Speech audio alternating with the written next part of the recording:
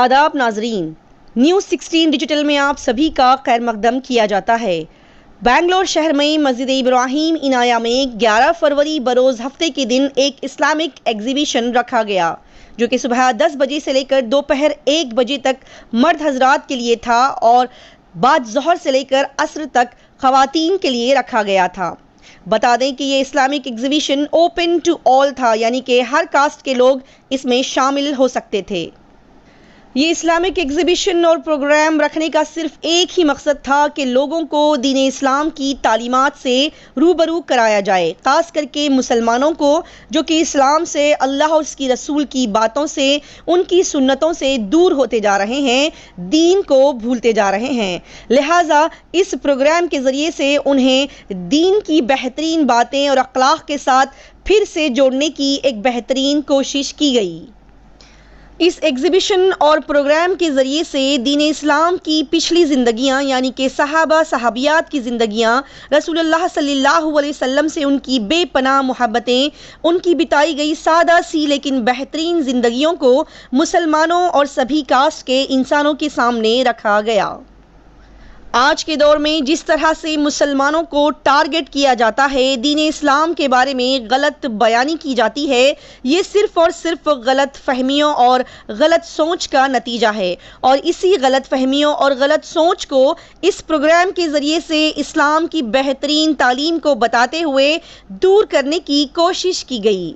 लिहाजा बता दें कि दीन इस्लाम हमें सिखाता है कि सबके साथ प्यार और मोहब्बत से, अपनाइयत और अच्छाई के साथ पेश आना चाहिए, हर एक की मदद करते हुए भाईचारे के साथ सबको अपनी ज़िंदगी गुजारनी चाहिए। आइए देखते और जानते हैं इस एग्जीबिशन और बेहतरीन प्रोग्राम से जुड़ी मज़ीद तफसीलात। अस्सलाम वालेकुम। आज मैं ये साइंस एंड इस्लाम की स्लाइड एक्सप्लेन करने वाला। तो लोग बोलते हैं मोहम्मद सल्लल्लाहु अलैहि वसल्लम कुरान क्यों नहीं लिख सकते थे, राइट?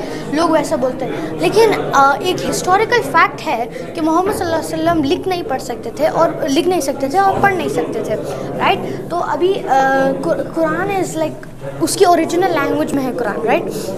क्योंकि अगर ह्यूमंस ने लिखा होता, इंसानों ने लिखा होता, तो इसका मतलब कोई एरर्स होते हैं ना, कोई गलतियाँ होती कुरान में अगर इंसान करता है तो, लेकिन इंसान ने नहीं किया, विच मीन्स के कोई सुप्रीम क्रिएटर से आया ना, कुछ सुप्रीम बीइंग से, राइट?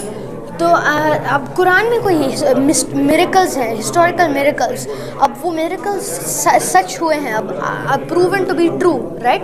तो अब मैं आपको एग्जांपल्स देता हूँ। जैसे पहला ओरिजिन ऑफ लाइफ, पानी is the origin of life. Now somebody, कोई आकर ऐसा गेस नहीं किया ना, हाँ पानी is the origin of life, ऐसा तो नहीं हो सकता। पहले कोई सुप्रीम बीइंग होगा जिसने, विच वॉज गॉड, उन्होंने रेवलेशन नीचे भेजा, उन्होंने आयतें कुरान के नीचे भेजी, और जिससे हमें पता चला कि what is the origin of life, right? फिर expansion of the universe, this is interesting. Okay, जब साइंस जस्ट एस्ट्रोनॉमी जब प्रिमिटिव था, अल्लाह ने एक कुरान का वर्स भेजा, और मैंने ही यूनिवर्स को बनाया हूँ, एंड इंडीड मैं उसको कंट्रोल कर सकता हूँ, मैं ही उसका मालिक हूँ, राइट? अभी ये प्रूव करता है कि द यूनिवर्स एक्सपैंड हो रहा है, यूनिवर्स स्लोली एक्सपैंड हो रहा है। और इसका एक और इम्प्लिसिट मीनिंग है कि the universe, Allah has control over the universe, he has the supreme power, right? Now lying and movement, तो द प्रॉफिट के टाइम पर एक आदमी था, वो क्रूअल था और ऑप्रेसिव था, ठीक है? वो तो अल्लाह ने उसके ऊपर एक आयत भेजी, इन दैट ही सेड कि अगर ये नहीं रुकेगा तो हम इसके फोरहेड से इसको एक्सपोज करेंगे। ना इस फोरहेड से ही मेंट कि हमारा जो ब्रेन का ये पार्ट है ना, that is used for lying and deceiving other people, right? And Allah mentions the forehead, that means Allah already had the knowledge of that. So now in this slide we learned Allah has the supreme control, power and knowledge. Jazakallah. तो मैं कुछ ख़वातीन के contribution इस्लाम में क्या क्या रहा उसके बारे में एक बहुत छोटा सा हिस्सा बोलने वाला हूँ। स्टार्ट करता हूँ यूनिवर्सिटी से, जो कि आजकल हर बच्चे पढ़ रहे हैं और कॉलेज और यूनिवर्सिटी का काफ़ी इंपॉर्टेंस रहा है। तो फ़ातिमा बिन्त मोहम्मद अल-फ़िहरी ने पहला यूनिवर्सिटी कायम किया था गोल्डन एज के टाइम में। तो इनका आज तक जो सिस्टम है वो एजुकेशन का चलता आ रहा है, एजुकेशन यूनिवर्सिटी में जाके पढ़ने का।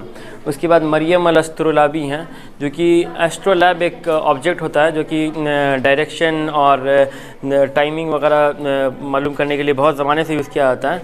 बट एक गोल्डन एज में इन्होंने काफ़ी उसमें रिसर्च और किया था और मुसलमानों के लिए काफ़ी इजी किया कि डायरेक्शन किबला का उसमें पता चलने लगा और टाइम नमाज का कैसी किस टाइम पे कौन सी नमाज़ पढ़नी है। तो उसमें उन्होंने कुछ चेंजेस की थे जिसके वजह से इन्होंने इसमें काफ़ी लोगों ने यूज़ किया और इनका अपना नाम भी इनके मरियम अल एस्ट्रोलाबी, जो एस्ट्रोलाबी जो वर्ड है अरबिक में लगता है साउंड करता है, वो एस्ट्रोलैब वर्ड से आया।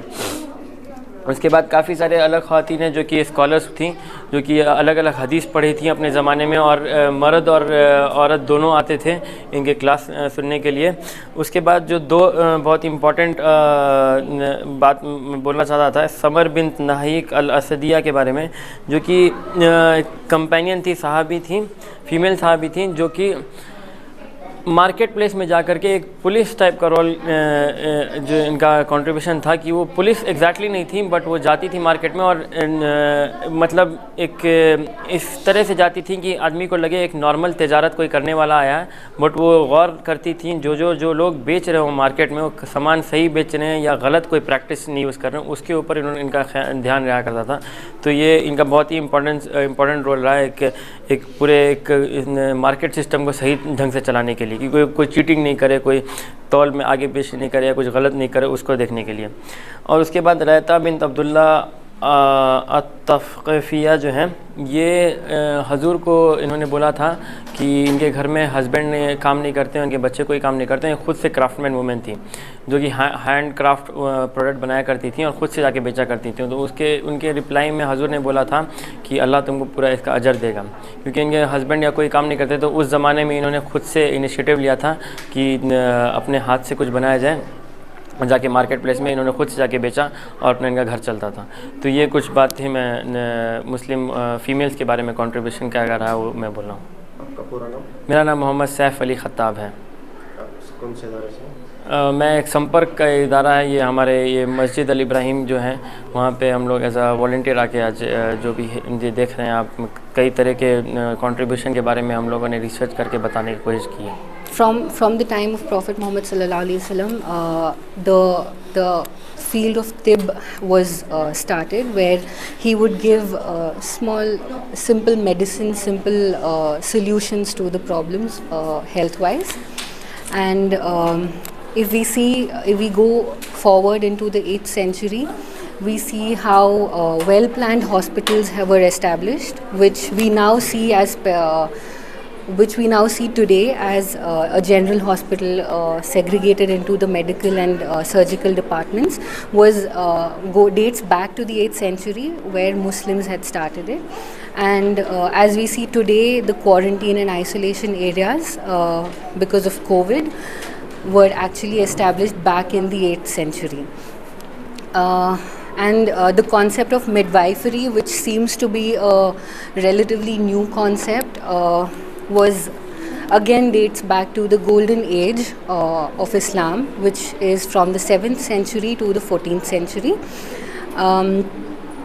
Great contributors in Islam, in Islamic medicine, are Al-Zahrawi, who had written the book Al-Tasrif, which was written in 30 volumes.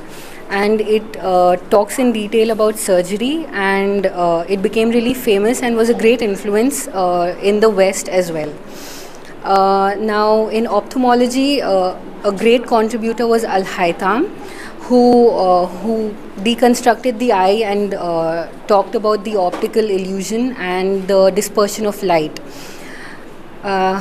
And in pharmacology and pharmacy, again, Muslims were the inventors of pharmacology and the allied sciences. Toxicology was again an invention by the Muslims, and the first true pharmacies where drugs were dispensed by prescriptions, where today when we look for a prescription for medicines, that dates back again to the Muslims.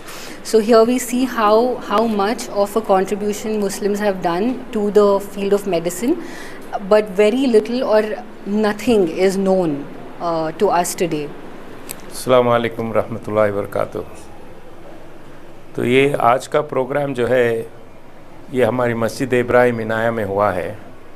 तो ये एक ख़ास किस्म का programme है। इसमें हम लोगों का जो है एम ये है कि लोगों को जो है जो एक चीज़ अवेयरनेस लाना है कि हमारा इस्लाम से जो इस्लाम में जो हमारा कंट्रीब्यूशन तो वर्ल्ड को जो दिए है वो लोगों को अवेयरनेस में लाना है। ये हम लोग जो है इस तरीके की चीज़ें लाकर सब लोगों को अगर दिखाए तो इसमें जो है अवेयरनेस भी आता है और साथ साथ जो है लोग जो है मस्जिद से जुड़ना शुरू हो जाते हैं। मस्जिद से जुड़ना आज बहुत ज़रूरी है क्योंकि आजकल देखा जाता है कि बहुत से लोग जो है मस्जिद से जुड़ते नहीं। और अभी अभी जो बयान भी है वो भी सुने कि मस्जिद नबी में किस तरह से जो है पहले जो चलता था, क्या होता था, उधर हर चीज़ का फ़ैसला मस्जिद से होता था और मस्जिदें किस तरह से आबाद होती थी।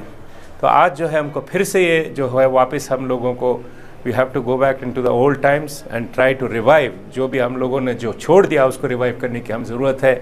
और ख़ास करके हमारा कंट्रीब्यूशन जो वर्ल्ड के लिए हम लोग किए हैं वो दुनिया के सामने लाना चाहिए। बिकॉज़ हम लोगों को आजकल जो है सबको मालूम है कि जो चल रहा है ये आजकल मुल्क में ज़माना किस तरीके से चल रहा है, मुसलमानों को किस तरीके से टारगेट करते हैं। क्योंकि हम लोग कोई टेररिस्ट नहीं है। हम लोगों को जो है छोटी से छोटी चीज़ को मारने का भी हमारे को हुक्म नहीं है। तो हम लोगों को एक ब्रांड कर दिया है कि टेररिस्ट हैं बोल के। तो अब जब तक मस्जिद में आएंगे नहीं, देखेंगे नहीं, इस तरीके के प्रोग्राम होंगे नहीं, तो मैं समझता हूँ कि हर मस्जिद में इस तरीके का प्रोग्राम होना चाहिए, अवेयरनेस लाना चाहिए। ये प्रोग्राम क्या था सर? ये प्रोग्राम 3 हम लोग जो है इसमें, हालांकि और भी हमारे पास रैंडीज़ हैं, तो हम लोग सोचे कि पहले as a trial we start this, पहले ट्रायल से करेंगे।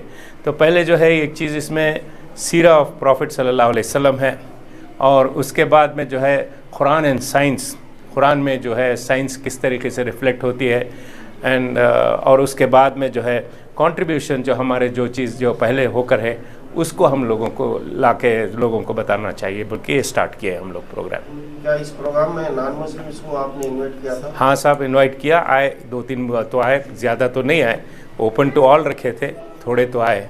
तो अब इंशाल्लाह अब ऐसा सोच रहे हैं कि बिकॉज मस्जिद में आने शायद कुछ इनहिबिशन होता है लोगों को, तो बिकॉज गलत फहमी इतनी फैली हुई है लोगों में तो उनको इनहिबिशन होता है। तो हम समझ रहे हैं कि फिर अब स्कूल्स वगैरह में और ज़रा जो कहीं शादी महल में वगैरह जो है कुछ हॉल्स लेकर भी इस टाइप के प्रोग्राम को जो है प्रमोट करेंगे।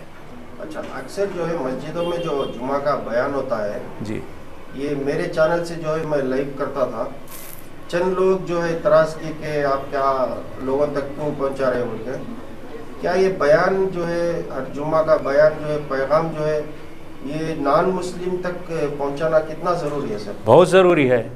बिकॉज़ ये जो है हम लोग कभी भी, देखिए मेरी काफ़ी उम्र हो गई है तो आई एम 70+, आज तक कभी मैंने कोई मस्जिद में ऐसा बयान नहीं सुना कि किसी के ख़िलाफ़ बात करो या किसी के ऊपर जो है जुल्म ज़बरदस्ती करो, ये तशद्दुद में इन्वॉल्व हो जाए, ऐसे कुछ नहीं है। आज तक हम कभी सुने नहीं है, हमारी मस्जिदों में होता भी नहीं। तो ये ज़रूरी है कि हमारी जो मस्जिदों में होता है सबको मालूम होना चाहिए कि हम लोग क्या करते हैं। ये भाईचारे का दीन है, मतलब हम लोग we welcome everyone. Assalamualaikum. Alhamdulillah, we have seen that the response has been in a very short period. Alhamdulillah, has been बहुत अच्छा रहा है। We have seen पूरे youngsters भी आए हैं, aged people भी आए हैं। This is a humble beginning for us that Allah has shown us a new path for us that these kind of programs are important हमारी society में आज के लिए जुड़ने के लिए, हमारे नेटवर्किंग के लिए, हमें अपने आप को अंडरस्टैंड करने के लिए, and also to understand Deen in a very proper manner, that we are very advanced kind of people here, and trying to make a notification that all need to understand this, to come to a solidarity in the humanities section is not only for the Muslims, it's also for the non-Muslims. हमारा पैगाम यही रहा है कि we are a very peaceful religion, we are a very open religion. Anybody wants to come and understand us, they can come and understand us. That has been the mission. अस्सलाम वालेकुम रहमतुल्लाहि वबरकातुहू। ये जेंट्स के लिए 10 बजे से लेके 12:30 ज़ोहर से पहले तक का वक्त तय किया था, और लेडीज़ के ज़ोहर के बाद से 4:30 बजे तक लेडीज़ को रखा गया है। और ये वक्त बहुत शॉर्ट था एक्चुअली, कि लोग आते आते देर से भी आने लगे हैं, और जो वॉलंटियर्स थे उनको भी मैनेज करने का थोड़ी दिक्कत हुई है, क्योंकि ये पहला प्रोग्राम था हमारा। तो हमें इसमें क्या ड्रॉबैक्स थे देखने था, और मस्जिद भी छोटी है तो 3 फ्लोर में करना पड़ा। अगर 1 फ्लोर में होता तो बेहतर होता था कि लोग आते, लोगों को पता नहीं था कि कौन से फ्लोर में क्या है करके। तो आइंदा जब प्रोग्राम हम करेंगे तो पहले से तैयारी करके नॉन मुस्लिम्स को भी ज़्यादा बुलाने की इरादा है। पहले हम लोग देख रहे थे कि किस तरह से रिस्पांस होता है, क्योंकि मस्जिद में इस तरह से कहीं भी देखा नहीं है लोगों ने। मुसलमान भी सोचते हैं कि एग्ज़िबिशन बोलेंगे तो क्या है, जैसा एग्ज़िबिशन का तो उनको समझ में आता है कि जैसे बाहर अम्यूज़मेंट वगैरह होता है, कुछ ऐसा है करके। तो यहाँ मुसलमानों को इस्लाम के बारे में जो मुसलमान पहले क्या किए थे वो वहाँ तक पहुँचाना चाहते हैं। नहीं तो जो मीडिया बोलती है सब लोग समझते हैं कि वही सही है। और अल्लाह ताला ने हुजूर को सिर्फ मुसलमानों के लिए करके नहीं भेजा, रहमतुल आलमीन करके फरमाया था कि सारे लोगों तक पहुँचाओ। और आखिरी खुतबे में जो हुजूर ने भी फरमाया था कि जो यहाँ मेरे सामने मौजूद हैं ये बात दूसरों तक पहुँचाओ, जो आखिरी इंसान तक पहुँचाना चाहिए। तो हर एक की ज़िम्मेदारी होती है। और जो मुसलमानों को ब्रदर इस्लाम कहा जाता है, और गैर मुस्लिम्स को भी मिला के ब्रदर सिस्टर्स ही कहते हैं कि वो in humanity, brothers in faith and brothers in humanity. हम लोगों को सबको साथ में लेके चलना है, हमारी हकीकत उनको बताना है। ला इकराह फिद्दीन, हमें उनके ऊपर कंपल्शन करने की ज़रूरत नहीं है, बस उनको पहुंचाना है। हमारा फ़र्ज़ है पहुंचाना, हिदायत देना नहीं देना वो अल्लाह ताला का है, वो उसकी ज़िम्मेदारी है। हमारी ज़िम्मेदारी ये तो होती है कि फ़र्ज़ बनती है कि हम दूसरों तक पहुंचाओ, हमारी हकीकत जो सच्चाई है वो पहुंचाना है। हम खामोश रहेंगे तो कल हम उसके ज़िम्मेदार होंगे।